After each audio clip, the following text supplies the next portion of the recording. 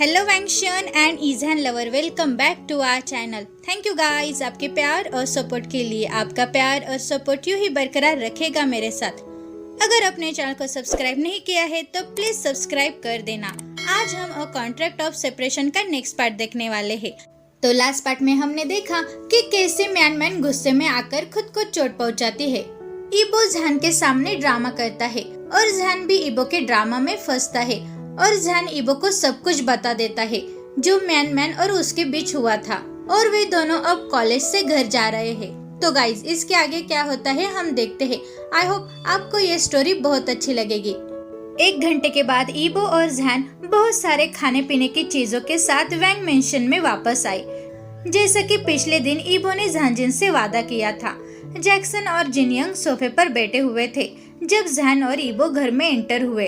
इबो और जहान, तुम लोग आ गए? दोनों को अंदर आते देखकर जहानजिन ने कहा। जहान मुस्कुराया और जहानजिन के पास भाग गया। दोनों ने एक दूसरे को गले लगाया। मैंने तुम लोगों को बहुत याद किया, जहान ने कहा। जहान, हम भी आपको बहुत याद करते हैं, जहानजिन ने जवाब दिया। इबो सीधे डाइनिंग रूम में चला गया और उसने सारा खाना टेबल पे रख दिया और उसने एक नौकर को खाना परोसने का ऑर्डर देकर लिविंग रूम में वापस आ गया। इबो मेरे बच्चे यहाँ बैठो, मिसेस वांग ने मुस्कुराते हुए कहा। इबो ने कुछ नहीं कहा और मिसेस वांग के पास बैठ गया। जहान और जहानजिन भी उसके बगल में बैठे हुए थे। जिनयंग, आप कैसे हैं? इबो ने पूछा। मैं ठीक हूँ गगा, आप कैसे हैं? जिनयंग ने पोलाइटली जवाब दिया। मैं भी अच्छा हूँ, इबो ने जवाब दिया। तो इबो, जिनयंग तुम्हारा गेस्ट है? मिसेस वांग ने पूछा।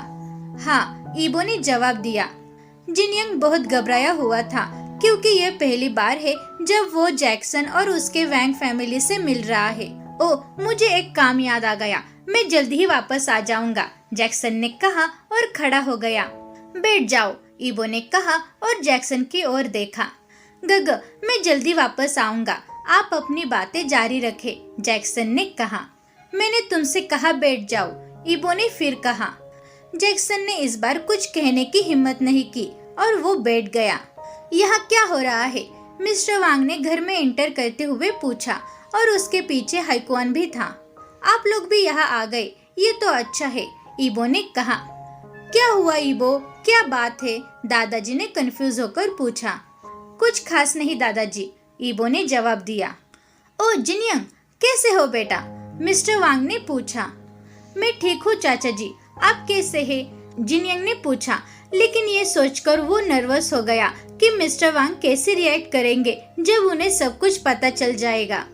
मैं भी अच्छा हूँ, आप और जाकी एक ही कॉलेज में है ना? मिस्टर वांग ने पूछा। हाँ अंकल, हम दोनों एक ही कॉलेज में है, जिनयंग ने हकलाते हुए जवाब दिया। जहान ने जिनयंग को देखा, जिनयंग ने भी जहान को देखा। जहान ने उससे आराम देने के लिए अपने आंखों से इशारा किया। कुछ भी बुरा नहीं होगा, जहान ने आंखों से इशारा करते हुए कहा। पिताजी और सब लोग यहाँ बैठो, मुझे कुछ कहना है, जैक्सन की ओर देखते हुए इबो ने कहा। क्या बात है इबो? हाइकुआन ने पूछा। हमारा जैकी एक रिलेशन में है और वो किसी से प्यार करता है, इबो ने कहा। जब इबो शुरू हुआ तो जिनयंग का दिल तेजी से धड़कने लगा। उसे ये सब करो या मरो जैसा समय लग रहा है। वो नरक की तरह घबराया हुआ है। क्या वैंग फैमिली उसे एक्सेप्ट करेंगे या नहीं, ये सोचकर वो बहुत डरा हुआ है। क्या? फैमिली के सभी मेंबर एक टोन में चिल्लाए। तब जैक्सन ने अपनी आंखें बंद कर ली। इबो, वो कौन है जिससे वो प्यार करता है? क्या आप उसे जानते हैं? दादाजी ने पूछा। सिर्फ मैं ही नहीं, आप लोग भी उसे जानते हैं, इबो ने जवाब दिया। कौन है? क्या जिनयंग? जहानजिन ने पूछा। हाँ, ये जिनयंग है, इबो ने जवाब दिया। हर कोई हैरान था और उन सबके बीच जैक्सन और जिनयंग मूर्ति की तरह बैठे हुए थे, या मैं अपराधी कहूँ? हाँ, वे दोनों एक दूसरे से बहुत प्यार करते हैं और जैकी ने ये सब हमसे छुपाया क्योंकि उसे लगा कि हम लोग इससे एग्री नहीं होंगे, क्योंकि जिनयंग के माता पिता हमारी कंपनी के अंडर काम करते हैं, इबो ने सब लोगों को समझाया। इबो ने अपनी बात पूरी करने के बाद पूरे कमरे में एक अजीब सी खामोशी छा गई। सभी लोग हैरान थे। जैक्सन और जिनयंग का दिल तेजी से धड़कने लगा, जैसे उन्हें दिल का दौरा पड़ने वाला हो। मिस्टर वैंग और दादाजी ने अब जैक्सन की धुलाई की। क्या तुम मूर्ख हो जैक्सन? हमें आपसे ये उम्मीद नहीं थी कि आप हमें नहीं जानते। बेशक हम आपको खुशी खुशी एक्सेप्ट कर रहे हैं, दादाजी ने चुप्पी तोड़ते हुए कहा। मैं जिनयंग को बहुत पसंद करती हूँ, उसे देखो वो बहुत प्यारा है। और जाकी, मैं तुमसे बाद में बात करूंगी, मिसेस वांग ने कहा और जिनयंग के चेहरे को सहलाने लगी। मिसेस वांग और दादाजी की बात सुनकर जिनयंग ने आखिरकार एक बड़ी सांस ली और मुस्कुराने लगा। हम सब उसे पसंद करते हैं, दादाजी ने खुशी से कहा। मुझे एक्सेप्ट करने के लिए थैंक यू। मैंने नहीं सोचा था कि आप लोग मुझे इतने आसानी से एक्सेप्ट कर लेंगे, जिनयंग ने लगभग रोते हुए कहा। रो मत बेबी, तुम रोते हुए अच्छे नहीं लगते, मिसेस वांग ने उसके आंसू पोंछते हुए कहा। थैंक यू आंटी, जिनयंग ने कहा। तुम मुझे माँ कह सकते हो, ठीक है, आज से तुम भी मेरे बेटे हो, मिसेस वांग ने कहा और जिनयंग को गले लगाया। और मुझे तुम पापा बुलाओ, मिस्टर वांग ने मुस्कुराते हुए कहा। जिनयंग ने मिस्टर वांग की ओर देखा और मुस्कुराने लगा। मैं इसके बारे में तुम्हारे पिताजी से बात करूंगा, मिस्टर वांग ने कहा। नहीं पिताजी, प्लीज उनसे अभी कुछ मत कहो, जैक्सन ने विरोध किया। तुम लोग एक दूसरे से प्यार करते हो, तो क्या तुम फ्यूचर में एक दूसरे से शादी नहीं करने वाले?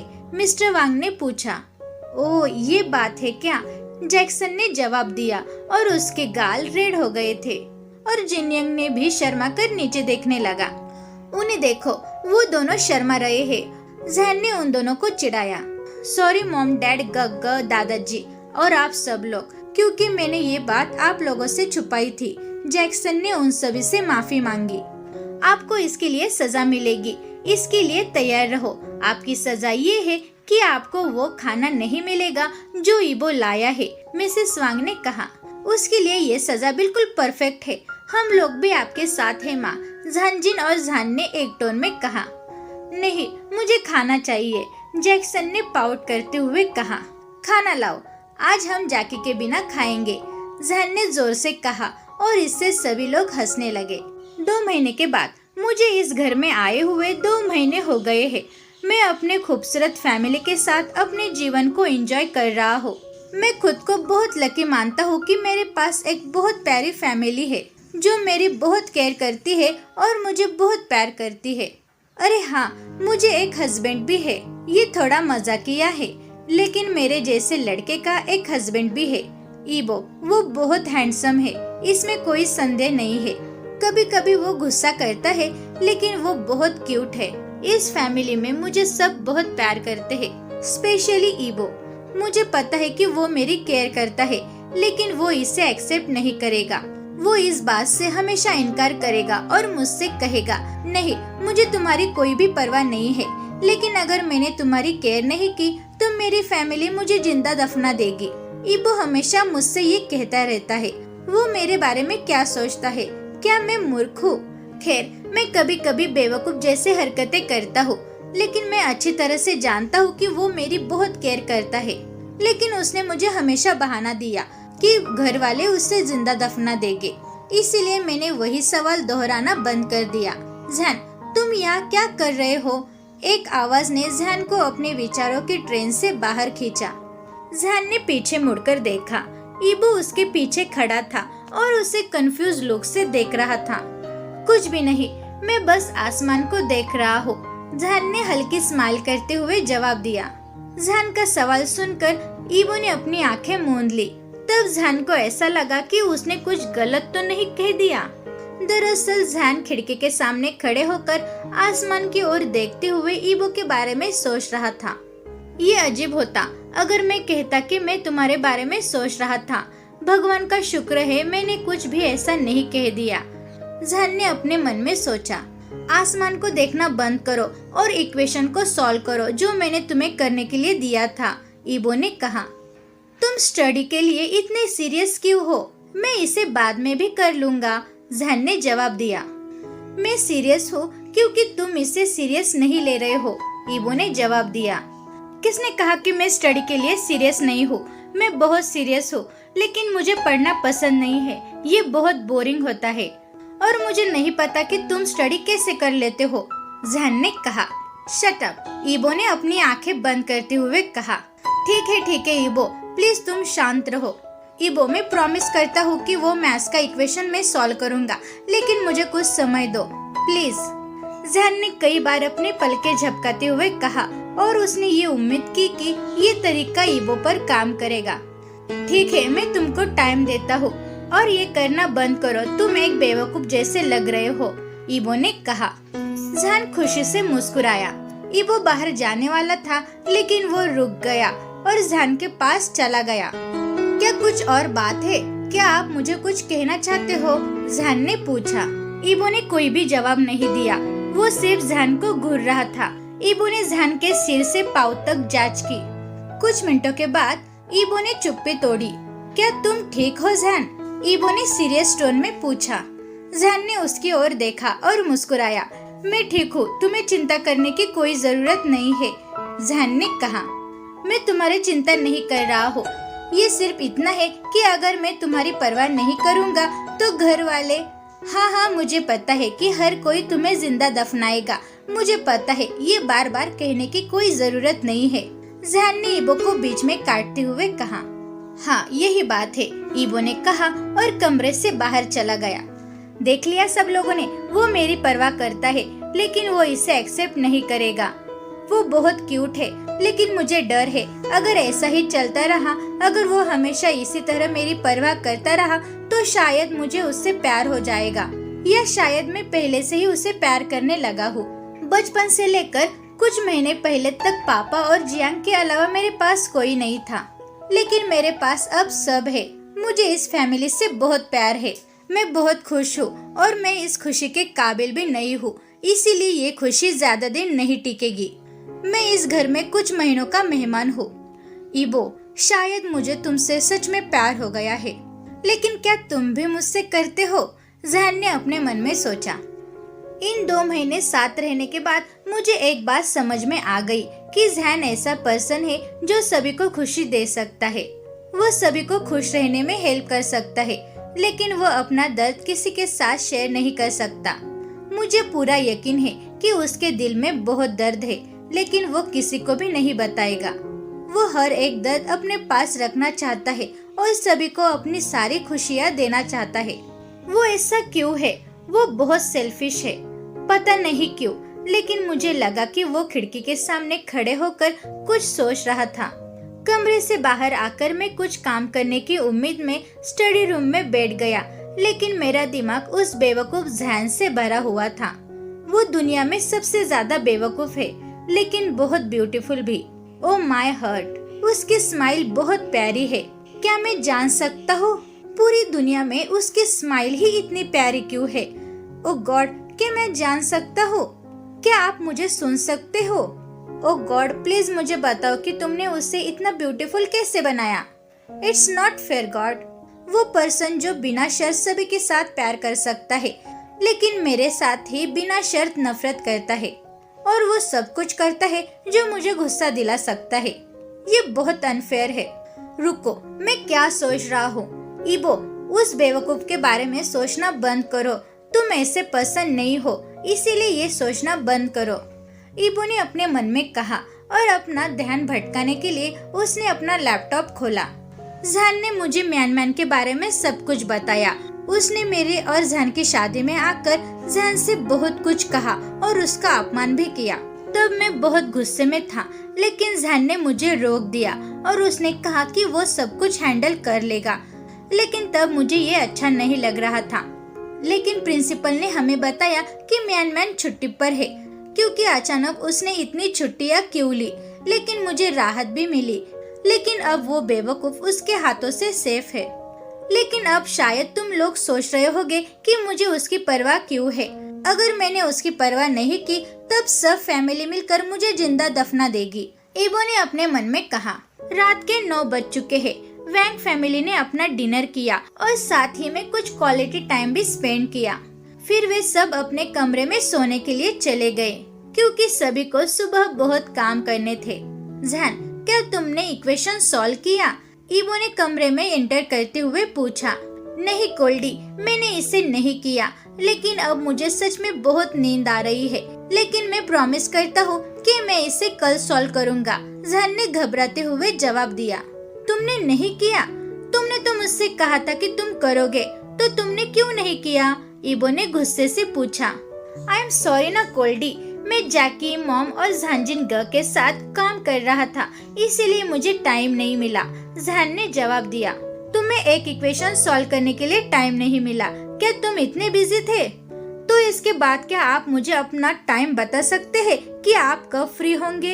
ईबो ने मजाक करते हुए पूछा। ईबो, तुम इस तरह से क्यों बात कर रहे हो? मैंने कहा ना कि मैं इसे कल सॉल्व करूँगा, मैं प्रॉमिस करता हूँ। जहान ने जवाब दिया। मैं इस तरह क्यों बात कर रहा हूँ? तुम अपनी स्टडी को बिल्कुल भी सीरियस नहीं ले रहे हो। मुझे तुम्हें स्टडी के लिए हर समय याद दिलाना पड़ता है। ईबो जहान पर चिल्लाया। जहान ने कोई भी जवाब नहीं दिया, लेकिन उसने नीचे देखा। जहान, आपके पास अभी भी समय है। क्या आप अपने लवर के साथ नहीं रहना चाहते? ईबो ने बिना सोचे समझे कह दिया। उसे नहीं पता कि वो क्या कर रहा था। ईबो की बात सुनकर जहान सैड हो गया। जहान ने ईबो की ओर देखा। मुझे पता है कि तुम मुझे पसंद नहीं करते और मुझे पता है कि तुम नहीं चाहते कि मैं तुम्हारे साथ रहूं, इसीलिए ये सब तुम मेरे सामने कह रहे हो। ये तुम्हें कहने की कोई जरूरत नहीं है। और एक बात, मेरा कोई भी बॉयफ्रेंड नहीं है, जहान ने कहा। उसने जो कुछ कहा उसे महसूस करते हुए ईबो ने कुछ नहीं कहा, लेकिन उसने जहान के आंसू भरे आंखों को देखा। शिट, मैंने उससे फिर चोट पहुंचाई। मेरा मतलब ये नहीं था, मैं सिर्फ उसके पढ़ाई के लिए कह रहा था। मैं नहीं चाहता कि कोई भी उस पर उंगली उठाकर ये कहे कि वो फेल हो गया है। मैं बस वो सब कुछ नहीं कह सकता जो मुझे लगता है। और तुम मुझे कब समझोगे? इन सभी महीनों में मैं समझ गया कि आप किस तरह के पर्सन हैं, लेकिन इन कुछ महीनों में तुमने मुझे थोड़ा भी नहीं समझा। तुम कब मुझे समझोगे? तुम कभी समझोगे या नहीं? ईबो जहान को घूरते हुए अपने मन में सोच रहा था। हर बार आप मेरे साथ ऐसा करते हैं। मुझे पता है कि आप मुझसे प्यार नहीं करते, लेकिन जो बात मुझे पता है, आपको इससे मुझसे क्यों छिपाना है? आप सीधे सीधे क्यों नहीं कह सकते? और आप हमेशा बॉयफ्रेंड के बारे में क्यों बात करते रहते हैं? ये क्या सही है ईबो? जहान ने अपने मन में सोचा, और वो भी ईबो को देख रहा है। जहान के आंखों से आंसू गिरने लगे। आंसू की एक छोटी बूंद जो खामोशी से सब कुछ कह गई। पूरे कमरे में एक अजीब सी खामोशी छा गई। गाइस, कभी कभी अपने दिल की बातों को भी सुनना अच्छा होता है। आप एक दूसरे के बारे में जो कुछ भी महसूस करते हैं, आप सीधे सीधे उस पर्सन से कह सकते हैं। ये बहुत अच्छा है। आप इससे हर्ट भी नहीं होंगे और अपने दिल पर बोझ भी नहीं रहेगा कि टाइम था लेकिन मैंने उससे कुछ भी नहीं कहा। जब टाइम होता है हम वो नहीं करते जो हमें करना होता है, लेकिन समय बीतने के बाद हमें ये एहसास होता है कि हमने बहुत बड़ी गलती की है और उसका खामियाजा भी भुगतना पड़ता है। इसीलिए गाइस, जब टाइम होता है तो अपने मन में जो भी बात है, जो आपको दूसरों से कहना है, वो कह दिया करो, और जो काम है आपको करना है वो कर लिया करो, वरना हमें समय बीतने के बाद ये पछतावा रहेगा। लेकिन बाद में पछतावा करने से कुछ भी हासिल नहीं होता। सॉरी गाइस, बात ज्यादा हो गई। अब स्टोरी पे आते हैं। ईबो, मुझे नींद आ रही है, गुड नाइट, जहान ने अजीब सी खामोशी को तोड़ते हुए कहा और अपने बेड पर लेट गया। ईबो अभी भी स्टैचू की तरह उसी जगह पर खड़ा था। वो जहान को चोट नहीं पहुंचाना चाहता था, लेकिन उसने ऐसा किया। उसने जहान को सैड देखकर वो भी सैड हो गया। ये बात नहीं थी जो मैं कहना चाहता था, प्लीज मुझे माफ कर दो, ईबो ने कहा, लेकिन उसके मुंह से एक शब्द भी नहीं निकला क्योंकि उसकी आवाज टूट गई। जहान, ईबो ने अपना गला साफ करते हुए कहा। ईबो, कल बात करेंगे, मुझे बहुत नींद आ रही है, गुड नाइट, जहान ने कंबल में आते हुए कहा। ईबो जहान के बगल में बेड पर बैठ गया और उससे घूरने लगा। कुछ मिनटों के बाद ईबो ने फिर से जहान को आवाज दी, जहान, लेकिन जहान ने कोई भी जवाब नहीं दिया। जहान, क्या तुम मुझे सुन रहे हो? ईबो ने पूछा, लेकिन जहान ने कोई भी जवाब नहीं दिया। तो ईबो ने सोचा कि जहान सो गया है और वो बेड से उठ गया और बेड की दूसरी तरफ आ गया और उसने अपने घुटने फर्श पर टेक दिए और जहान का हाथ धीरे से पकड़ लिया और उसने ये श्योर किया कि जहान नहीं उठेगा। जहान, मैं जैसा दिखता हूँ वैसा नहीं हूँ, मैं बहुत बेकार हूँ, मैं तुम्हें चोट नहीं पहुँचाना चाहता था, मैं कसम खाता हूँ, लेकिन मैंने ऐसा किया मुझे माफ कर दो, मैं सच में माफी मांगना चाहता हूँ। मुझे पता है कि तुम मुझसे बहुत नाराज हो, लेकिन मुझे ये पता है कि तुम मुझे किसी से भी ज्यादा बहुत समझते हो। ईबो ने जहान का हाथ पकड़ते हुए कहा। ईबो ने जहान के माथे पर किस किया और जहान का हाथ केयरफुल बेड पर रख दिया और अपने पैरों पर खड़ा हो गया। ईबो अपने नाइट ड्रेस लेकर वॉशरूम में चला गया। जैसे ही ईबो ने वॉशरूम का दरवाजा बंद कर दिया, तभी जहान ने अपनी आंखें खोली और मुस्कुराने लगा। वो सच में बहुत बेकार है और बेवकूफ भी, जहान ने मुस्कुराते हुए कहा। एक बेवकूफ प्रोफेसर, मैं ये श्योर करूँगा कि आप मुझे पहले एक्सेप्ट करेंगे। अब मैं जानता हूँ कि आप मुझसे प्यार करते हैं, लेकिन अगर ईबो तुमने मुझे प्रपोज नहीं किया तो मैं भी प्रॉमिस करता हूँ कि मैं भी तुम्हें प्रपोज नहीं करूँगा। लेकिन मैं भी बहुत प्यार करता हूँ बेवकूफ मैथ्स के प्रोफेसर से, जहान ने कहा और मुस्कुराने लगा। ईबो, तुम भी मुझसे बहुत प्यार करते हो, है ना? अगर तुमने दूसरों को देखने की हिम्मत भी की ना तो मैं तुम्हें मार दूंगा, जहान ने कहा। लेकिन फिर उसने अपनी आंखें बंद कर ली जब उसने वॉशरूम का दरवाजा खुलने की आवाज सुनी। ईबो वॉशरूम से बाहर आया और जहान के पास चला गया। जहान को नींद में देखकर उसे राहत महसूस हुई। ईबो के फेस पर भी एक स्माइल आ गई। ईबो जहान के पास बैठ गया। गुड नाइट जहान, और मुझे माफ कर देना। मुझे बहुत खेद है कि मैंने आपको सैड कर दिया।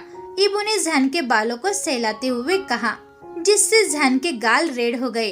ईबो, मैं भी तुम्हें छूना चाहता हूँ, क्या तुम मुझे फिर से मेरे गालों पर किस कर सकते हो? प्लीज ईबो, जहान ने अपने मन में सोचा। लेकिन अफसोस, ईबो ने ऐसा कुछ भी नहीं किया। ईबो खड़ा हो गया और बेड की दूसरी तरफ चला गया। मुझे किस किए बिना मत जाओ प्लीज, तुम एक बेवकूफ मैथ्स के प्रोफेसर हो, जहान ने अपने मन में चिल्लाया। ईबो ने लाइट बंद कर दी और बेड पर लेट गया। अब ये मेरा चांस है, जहान ने मन में कहा और ईबो की ओर मुड़ गया। जहान ने ईबो को एक ऑक्टोपस जैसे पकड़ लिया। ईबो ने भी जहान का हाथ पकड़ा और वे दोनों ऐसे ही शांति से एक दूसरे को गले लगाकर सो गए। गाइस, उन दोनों को सुलाना इतना मुश्किल भी नहीं है। तो गाइस, आपको ये पार्ट कैसा लगा? Thank you very much guys मेरी वीडियो देखने के लिए। अगर आपने चैनल को सब्सक्राइब नहीं किया है तो प्लीज सब्सक्राइब कर देना। वीडियो को लाइक करो और कमेंट में ये जरूर बताना कि आपको आज का पार्ट कैसा लगा। Thank you guys.